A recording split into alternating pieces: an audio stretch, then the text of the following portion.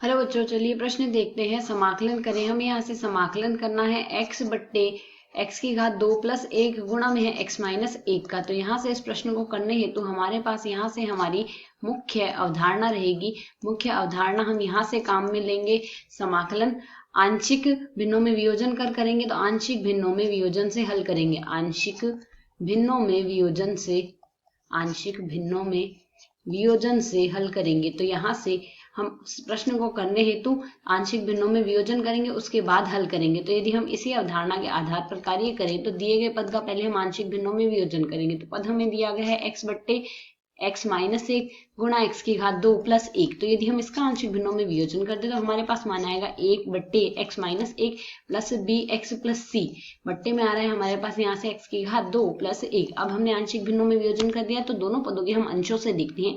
तो दोनों पदों के यदि हम केवल अंशों की ही यहाँ पर तुलना करें तो बाएं पक्ष में अंश है हमारे पास x, जबकि दाएं पक्ष में अंश है a गुणा x की घात 2 plus 1 plus bx plus c। गुणा में आ रहा है हमारे पास यहाँ से x माइनस 1, यह हमारे पास आ रहा है। तो यदि हम यहाँ पर बारी बारी सरल करें तो सर्वप्रथम हम x बराबर, यदि यहाँ से माइनस का 1, यहाँ से यदि हम x बराबर प्लस का 1 रख दे तो x बराबर प्लस का 1 रखने पर बाएं पक्ष में तो 1 आ जाएगा, जबकि दाएं पक्ष में हमारे पास बनेगा यह x 1 माइनस 1 तो 0 हो जाएगा। तो यह पूरा पद 0 में चला गया, केवल a का मान आएगा, a का गुणांक बचेगा जो कि आ रहा है 2a आ जाएगा। तो a यदि हम यहाँ से सरल करें a का मान आएगा 1 बट्टे 2।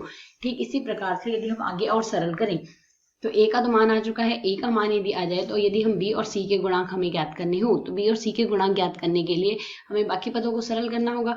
तो यदि हम यहाँ से दोनों पक्षों के नियत पद देखें तो बाएं पक्ष में तो नियत पद है हमारे पास 0, जबकि दाएं पक्ष में नियत पद है हमारे पास एक तो a आएगा। ठीक इसी प्रकार यहाँ से b से तो नियत पद प्राप्त नहीं होगा, c से होगा a माइनस c बराबर 0 आएगा। ठीक इसी प्रकार यदि x के गुणांकों की हम तुलना करेंगे तो x का गुणांक तो a के पद में तो x का गुणांक आएगा नहीं, b के पद में x का गुणांक हमें प्राप्त होगा जो कि आएगा माइनस का b और प्लस का c आएगा, जो कि बराबर हमारे पास किसके आएगा 1 के, क्योंकि बाएं पक्ष में नियत पद हमारे पास 1 है। अब a का मान 1 बट्टे 2 आ गया, तो यहाँ से a माइनस सी बराबर 0 आ रहा है, तो a बराबर हमारे पास क्या आ जाएगा, a बराबर c आ जाएगा और a का मान आया 1 बट्टे 2, तो यह 1 बट्टे 2 आ गया। ठीक इसी प्रकार हमारे पास मिल रहा है माइनस का b प्लस का c बराबर हमारे पास 1 आ रहा है, माइनस b प्लस c बराबर 1। तो c का यदि मान रख दे, c बराबर है 1 बट्टे 2 बराबर 1 आएगा, अर्थात यदि हम सरल करें तो माइनस b का मान आएगा हमारे पास 1 बट्टे 2, अर्थात b का मान हमारे पास आ गया माइनस का 1 बट्टे 2। a b c तीनों के मान आ गए।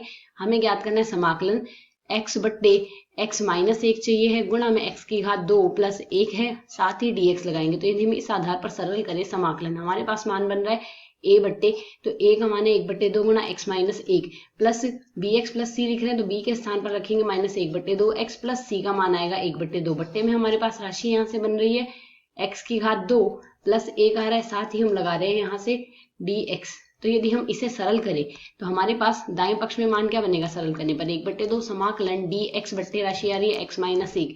ठीक इसी प्रकार यदि हम यहाँ से सरल करें तो मान आएगा माइनस का 1 बट्टे 2, समाकलन x dx बन रहा है और बट्टे में हमारे पास राशि बन रही है x की घात 2 प्लस 1 बट्टे 2, समाकलन dx बट्टे x की घात 2 प्लस 1 आ रहा है। तो यदि हम इसे सरल करें तो पहले पद dt बट्टे t का समाकलन log t होगा, तो इसका मान आएगा 1 बट्टे 2 log x माइनस 1 आ गया। ठीक इसी प्रकार यहाँ से यदि हम इसे t मान ले, x की घात 2 प्लस 1 को t मान ले तो x dx हमारे पास dt बट्टे 2 के रूप में आ गया। तो यहाँ से माइनस का 1 बट्टे 2, यह रूप बन रहा है dt बट्टे 2 के रूप में, dt बट्टे t आ गया अर्थात log t आएगा।